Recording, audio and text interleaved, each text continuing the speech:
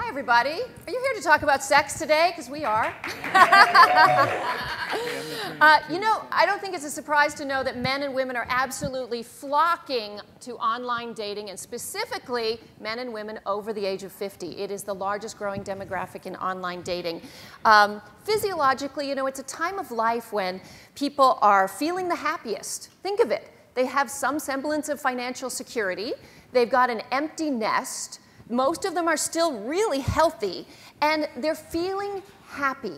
And they want to share this happiness with a partner who they can have great sex with, of course. Of course, we're past the notion that sex declines as people age. Things change. In a recent Our Time survey, 95% of people over the age of 50 still say that sex is a very important part of their relationship.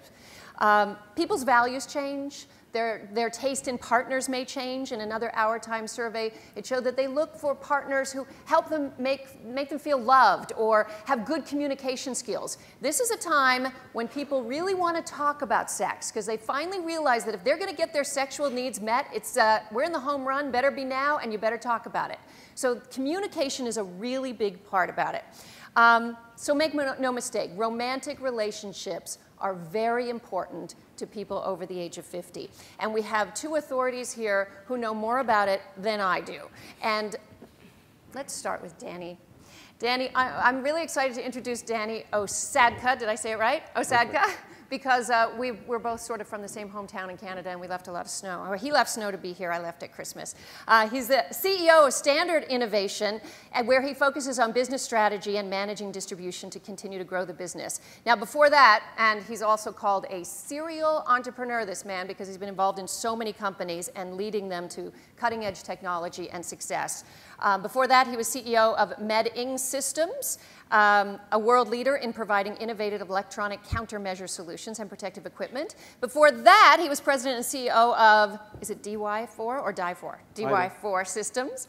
But what you should know is that he has mentored many CEOs in the business. And if you're interested in hearing how to bring a brand, and you're going to hear about his latest venture. And yes, there's a connection between technology and sex, because it's a fun little device that I can't wait to take home tonight. Am I going to get a sample? It's called WeVibe. Now think about it. Vibe. Well, how do we vibe? Oh, with a vibrator? But we are doing it. Oh my God, it's the coolest thing. All right, joining us, you'll hear more. See, I'm just the one who does the tease, that's all. Lavinia and I have met years ago when she was just, what were you back then? You were in product development, and now she's the general manager of People Media, responsible for the largest online dating site for people over the age of 50, OurTime.com. I know everyone's heard of it because we've seen all those gorgeous commercials with those beautiful people over the age of 50. And she's finally, with her company and managing a $20 million marketing budget, been able to show the rest of America that people over 50 can rock hot boots like this, all right? That people over 50 can have great relationships and meet online, and she's going to give us some insight too. All right, before we get going, let's start a little bit with talking about who these people are who are dating. Can you tell us, Lavinia, let's start with your question with you. Who are the people who are online? How could you describe this demographic? So it's a very, very broad range. I'd hate to paint the picture as though it's just one specific targeted group, but we really at Our Time look at our sweet spot age as 50 to 65. These folks are really tech savvy. They're doing their banking online, they're shopping online, they're doing their travel planning online, and it was a very small step for them to jump into online dating, to start exploring sites like Our Time that have thousands of members that are live nearby, whose profiles they're able to check out and see if they have similar interests and passions and whatnot. And so that group tends to be physically active, very vibrant, and has a healthy, happy social life already, but are looking for ways to expand their social circle. Right, so these are not shut-ins who have suddenly found a keyboard. Certainly These not. are very active, energetic people. Absolutely, and that who, through their other endeavors online, realize what a wonderful, convenient tool the internet can be for all kinds of things, including meeting new people. Okay. and I want to get Danny in here because he's holding, hopefully, my party favor. Danny, tell me a little bit about, I mean, basically you produce sexual health and wellness products, the highest grade intimacy products on the market. And why is it particularly geared toward, not necessarily geared, but why is this demographic so attracted to your products? Well, there's a few reasons for that. I mean, as you said a few minutes ago, a lot of people over the age of 50 are actually quite active in sexual activity. And I think that in addition to that, and maybe it's because their kids have left and they've got a little more money than they had before. And so we focus on the sexual health and wellness industry. At the very premium brand, we've created some technologies and products that are geared towards not only the 50 and above, but the younger generation too. So either for solo or for couples, and it's become a world phenomenon. I've traveled all over the world in the last 2 years in my own amazement as to how this brand has just overtaken the industry, and I'll talk more about that later on. But there's a need and a demand in this demographic for enhanced sexual pleasure. Yes, because desire doesn't leave. Even though one study I read showed that a shocking percentage, 30% of men over the age of 57 may have erectile difficulties, and plenty of women have their own issues as well. Desire doesn't leave. And what ends up happening is they find other ways to complement the menu of sexual activities. They find things that they can use to enhance their sex life. They find body parts they never knew existed on themselves and others. Because unfortunately, when things are all working well, sex becomes a very narrow script. It goes like right to what works. But when you have, excuse me, the time and the energy and a new partner to explore other parts of your body, it can be very, very exciting. Okay, so OurTime.com just did a pretty extensive survey on people over 50 and sexuality. What surprised you most about that? Great question. So I think what was most surprising to me was that more than half of our respondents said that they're more comfortable and confident in their bodies now that they're over 50 than they were in their younger years, and that they actually feel more attractive now than when they were younger. And I feel like that's so counter, certainly, to what I've always feared and believed, and what I think the media sort of tells us, which, you know, is that we should be fearing aging, that this is something to dread, and that things only go downhill. When in truth, people gain confidence. They seem to gain a perspective around really what their bodies should look like, and stop comparing themselves to these, you know, to perfection and to various things in the media. And so it really increases overall confidence and comfort with their bodies, which obviously has a big impact on their sex life. And then I think the one other interesting point to mention that you had mentioned in your opening is how comfortable people over 50 are talking about their sexual desires and what would make them happy sexually with a new partner.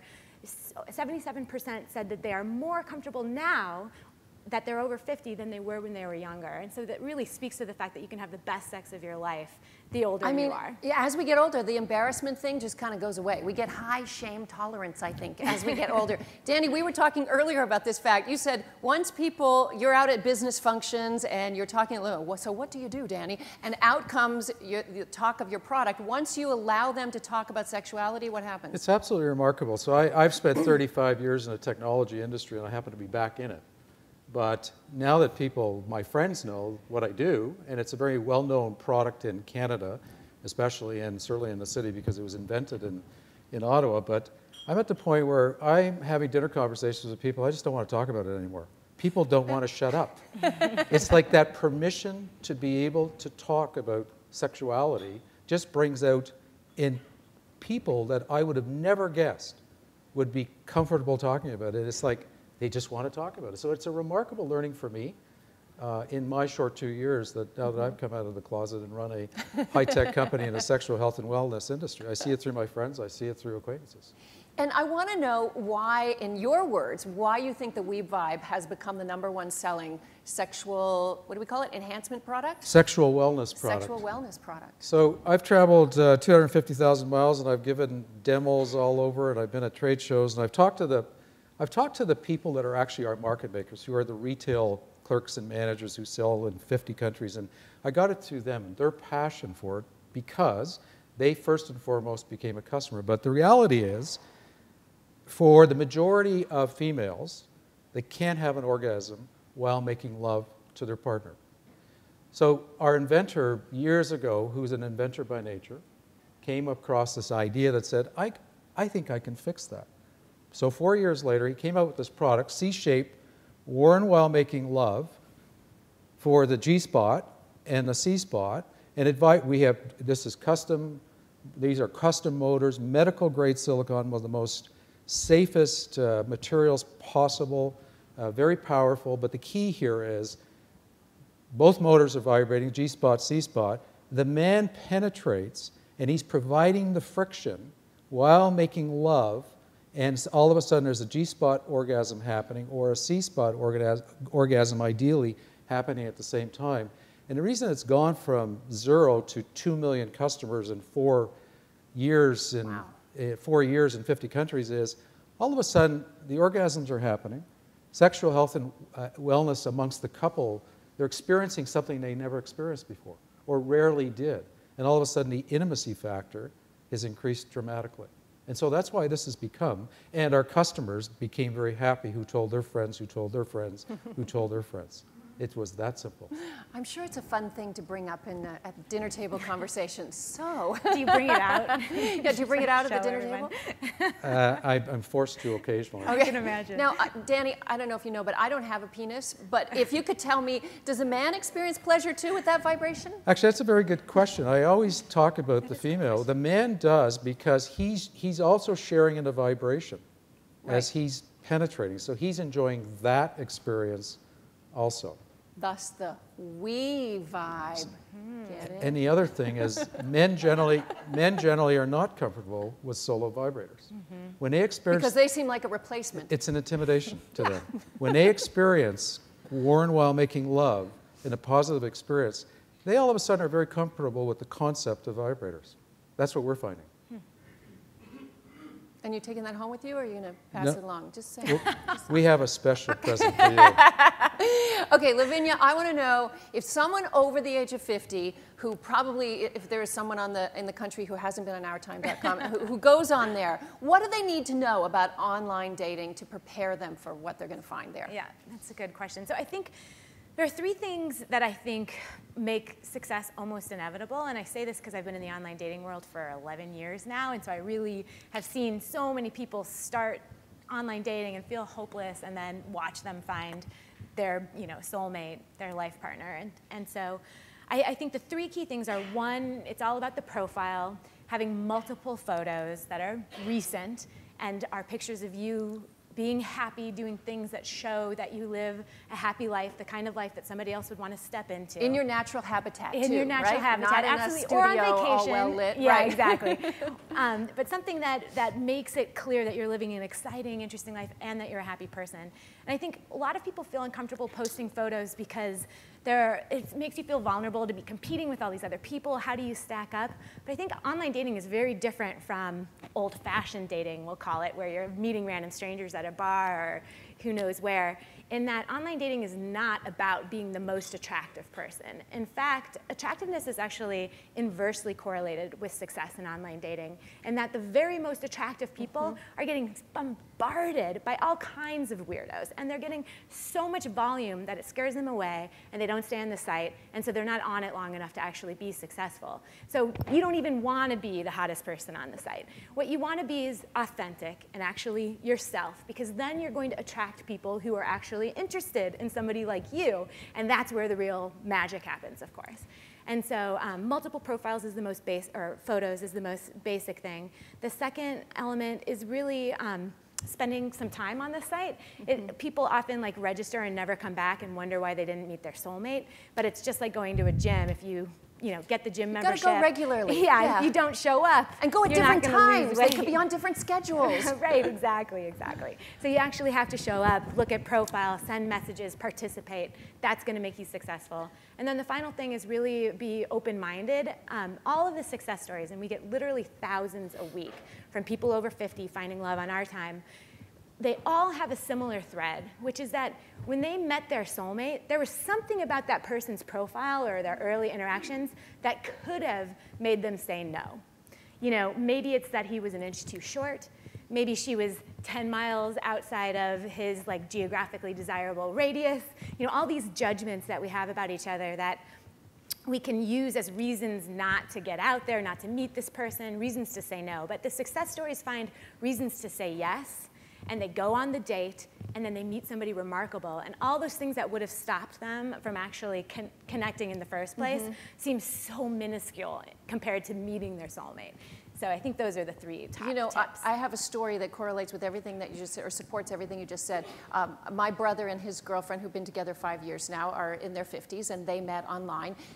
But she did the mistake that you did first, put a total pretty picture up there, and was assaulted by everybody in the world and couldn't make heads or tails of it all. Yep. And then went off it for a few months, came back on, made a new profile with no photographs at all. And instead used it to just look at men's photographs and inquired to one or two and thought, if I have a nice email exchange to him, maybe I will send him my photograph. Yeah. Anyway, at the end of the day, when you were saying how you might find that one thing that, I didn't like that person at the beginning, turns out my brother had seen her picture when all the guys were, and he thought, I don't really like the way she looks. She looks like a librarian. And they ended up falling madly in love. They just bought a beautiful house together, and they've been together 5 years. So, you know, again, you have to watch that one little stigma. And the other thing you were going to say that's so important, did I mention I have a book coming out, The 30-Day Love Detox? It's coming out in April, but there's a chapter on online dating. And one of the things, I think it was one of your colleagues at Our Time told me this, that it's better to appear absolutely fabulous to 10% of the people out there than appear okay to 100% of the people out there. So the more authentic you can be online, the more real, even about your foibles and your faults, and that he may find cute, like Lucille Ball or something. Yep. You know, it's the details. It's the details. So it's better to be, you know, it's just like building a brand, Danny, wouldn't you agree? That the more narrow your focus, if you build it, they will come. But if you try to be too general, you're not going to appeal. Absolutely. You have to be very, very specific in terms of building your brand. And in our case, it's about quality and safety, first and foremost. We think we have a phenomenal technology solution with great power, but that's secondary. We want to convince our consumers that with the WeBuy brand, you're guaranteed quality and safety, first and foremost. And then you're going to get great performance and great technology. I mean, in 2 years, we built a technology company. First of all, our vision statement is we're an advanced technology company shaping the future of the sexual health and wellness industry. And that's how we start. And we're technology people. I mean, my management team and myself have got 140 years in the technology industry, exclusively technology. I mean, building bomb suits and bomb helmets, the Hurt Locker, electronic countermeasures, Nortel, Alcatel, and a variety of other technology. So what we bring to the table is technology know-how. We're learning about sexuality. We've got people in our company that are becoming sexology experts, but we rely very heavily on the interaction with sexologists all over the world. And we attend all the medical conferences. So we're bringing science to this industry. And that's how we have differentiated ourselves, and that's the brand that we're building. We're at a very premium end. We're not interested in the mid to low level, which is what we have all grown up in perceiving sex toys as being that caliber. We're bringing it up to the highest possible brand and promoting quality and safety, but promoting the fact that our value proposition is we can help you with the intimacy factor on a couples. We don't exclusively have just couples toys because there is a very large market where there's a need for sexual health and wellness on the solo side, which is why from what we've learned in developing the #1 brand product on the couples, we've taken that learning and created solo products because there's a large audience out there. In fact, if you look at the research on sex over the age of 50 and more specifically sex over the age of 65, you start to notice this big decline in sexual activity for women. They report they're having less and less sex. And while some of it has to do with hormonal changes and lack of desire, the other big piece is lack of a partner, because they're losing the dudes at that age, right? So Danny's there as our partner. Yeah. And it's becoming a fairly high percentage of our customer base. I'll bet. And so one of the things, again, you talk about science. So the WeVibe, which is the couples part, what we learned is that a lot of our customers were using this for solo play also, believe it or not. Yep. But it's not optimally designed for solo play. So we took that knowledge from the sexologists from our customer base, and we designed a product called the Thrill. And the Thrill is exclusively for solo, maximized for solo play. And you know, we're very proud of the fact that we made Last Gadget Standing, one of the top 11, you know, amongst some of the top names in the industry over the last week or so. So we're very proud of that accomplishment. But it also recognizes we're not a sex toy company. We're a company that's producing very advanced technology and value propositions for our customer base that is becoming more mainstream, more acceptable, and but the brand is what's most important to us. I have You know what my favorite thing remote about this control is? too. Oh, a remote control. Okay, now he's got me. He got me with remote control.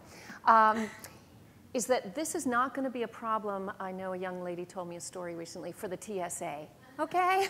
You can go right through security, and so far they don't quite know what that is. They know it's electronic, I'm sure, if they put it through an X-ray machine, but they don't know what it does. So there's no embarrassment factor. None. That is so cool. Lavinia, looking at this population and the future of what's happening in online dating, how would you say our time is going to evolve? It's a great question. So one key element is we're exploring more offline opportunities. Like currently online, we're exploding. We have, 2 million people have joined in the past year, over 10,000 new people join every single day. It's just a huge movement. So we feel like we have that nailed. And now one of the things that Match, our parent company, is doing is a lot of these offline parties, which are doing quite well for them. And one of the more interesting type of events are like cooking classes and wine tasting, and these seem to be really picking up. Activity-based, so that you're busy, distracted, doing whatever the activity is. Exactly. Because the thing about online dating, for those who haven't been there yet, is it's not designed for you to have an, an online relationship.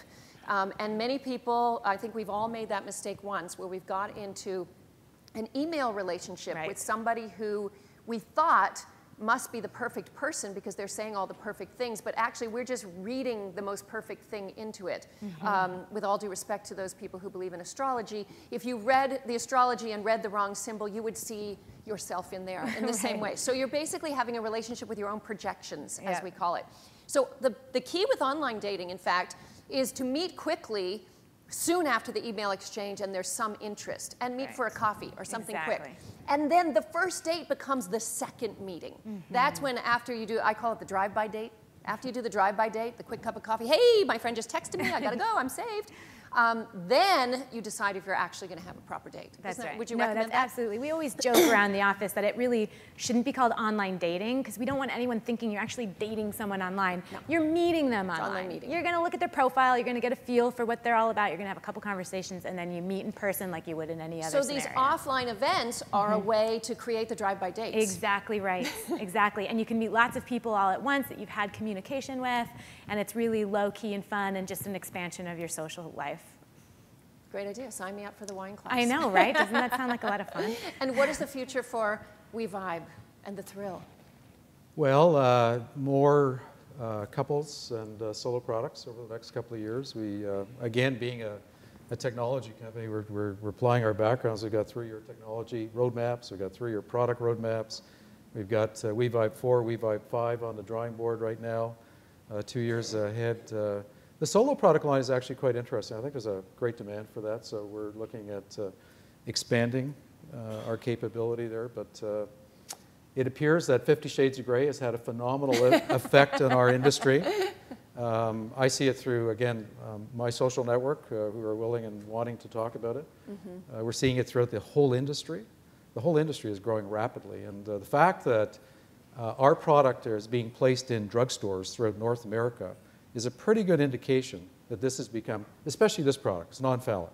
It looks very, very rich and very premium, and it's not offensive to anybody, but it's already in 2 large major drugstore chains in Canada. We're negotiating right now with 3 of the largest in the United States. Mass merchandising, it's going to be all over, and it's okay, right? And that, I think, is a revolutionary thing. That's the revolution. It's a good thing. Do we have any questions from anybody in the audience? Anything to do with sex, love, and rock and roll over the age of 50? We've got someone with a mic. Oh, don't be shy. There she is. Miss Not Shy. Hi. I'm here as I am a journalist, but I also blog for the baby boomers, and I would do blog for PBS Next Avenue. And what I recently, people years ago said to me, when I said I couldn't find my niche in social media, they said because they're on Yahoo. But lately they're coming into Facebook, and I am in a great Facebook group with women over 50, and we talk about sex all the time. It's amazing. And people are, it's really interesting because the blogs that people do are generally not about sex, except we have a couple sex bloggers. It's a diverse group with like 300 people in it now. But I'm interested in what you think. And last night I was with, I'm over at NMX, and I'm with a bunch of people, also around my, my age, some 45 to 60 age, and I start telling them about something that I had read about in this group, which was vaginal atrophy. And I said, wait, is this a real thing? And there we were with our cell phones going on WebMD and everything else and that. But we were all cracking up, and the men there just had no idea what we were finding so funny. So this is a long introduction. Do you think that this is a new thing that people over 50 are talking about sex? Has the culture allowed us to do this? Did people 20 years ago, over 50, and women when they started past menopause and stuff like that, did they just really stop having sex? Are we the first generation, are the baby boomers the first, over 50, 55, 60 generation having sex? No. We're the first generation to be talking about it so darn much. Yeah. That's about it. Yeah. I think there were a lot of sexual mores, of course, that affected people's behavior at the time. We remember that this generation led the sexual revolution of the 70s, right? The 60s and 70s and 80s. So they just continued behaving the way they behave. We do live in a kind of high supply sexual economy right now, which means that sex is pretty cheap to obtain. And traditional courtship isn't necessarily necessary. And that's good and bad. It has more repercussions for young women who are hoping to have a baby at some point, because their fertility window often closes before the music stops in their game of musical chairs. But for this older generation, they're just continuing, would you agree with me, Lavinia, continuing what they began in the 70s? I absolutely agree with that. And I think that, there's probably more sex happening now than there was in our mother's generation. They just didn't talk about it. Trust me. Maybe you're right. Humans have been copulating at about the same rate for millions of years. Sure. But I do think that because meeting new people is so much more accessible now. Yes. 10 years, 15 years ago, to meet somebody outside of your social circle, it would take a tremendous amount of effort. Sexual opportunity has increased through technology. So theoretically, and that's how you technology could be has made a big sex. impact on our sex lives, because technology has created a virtual forest of hunters. That's right. However, we should say that, and I think your research bodes true as well, that the people over 50 haven't joined necessarily the hookup culture in masses. No. That most of the sex they're having is in the context of loving, bonded relationships. And in fact, they're looking for a greater exchange of care than concerned them in their 20s and 30s. That's right. In their 20s and 30s, it was about, are you hot? Okay, it's on. Yeah, absolutely. I think the other interesting thing is that in your 20s and 30s, you actually have some very high standards at some point too, if you're thinking about marriage and who's going to be the father of your children and vice versa. And so there's a lot of pressure there. The good news too about when you're in your 50s, it's really just about connection. Is this person right friendship. for me? Yeah, right, is this person fun? Can we hang out? Yes. We don't need to worry about paying the bills necessarily or raising kids together. Exactly. Do you have a question? Me? Okay. I can understand how our time, reaches their audience. It's a pretty, obvious place to go to look for, dating, et cetera. But I'm curious, Danny, how do you market to different age group like this? Because I think it seems to me, and I noticed it with a little of all the hoopla from CES, bugging me about bringing sexuality into the discussion. I would love to know, like, are you addressing with different voice? Are you addressing different messaging to this audience? Or do you know? It's a real good question. I mean, historically, we would have been selling into the adult market, which was the mature, and the adult market is changing in a revolutionary way. I mean, if we're old enough, we'll remember the adult market being stores that were those dingy places that you had this perception of walking into. I've traveled the world, and I've seen some of the most beautiful, beautiful stores with windows, lighting, great displays. So that's even changing from a revolutionary point of view. But that's our traditional, that was our traditional market in the last 4 years. Now, it's a mainstream message. You know, we've hired Ogilvy PR, which is one of the largest firms in the world, to help shape our brand. So the message is to the mainstream market, to get those folks who are not comfortable going into an adult shop. In fact, statistically, 60% of the customers are men walking in with a sheet of paper that their partners filled out, get me this, get me this, get me that. That's the truth, right? That's a new honey-do list. So our messaging is we're going after the mainstream consumer, which is really what our target market is. It's the mainstream consumer that is going to feel comfortable walking into a drugstore, buying it from, you know, online or whatever. But the consumer for the C-shaped worn while making love is 35 to 65. That's our target market. That's where they need more help. The solo product line is probably 20 to infinite, but it's now mainstream. Are you doing anything to target the over 50 market specifically?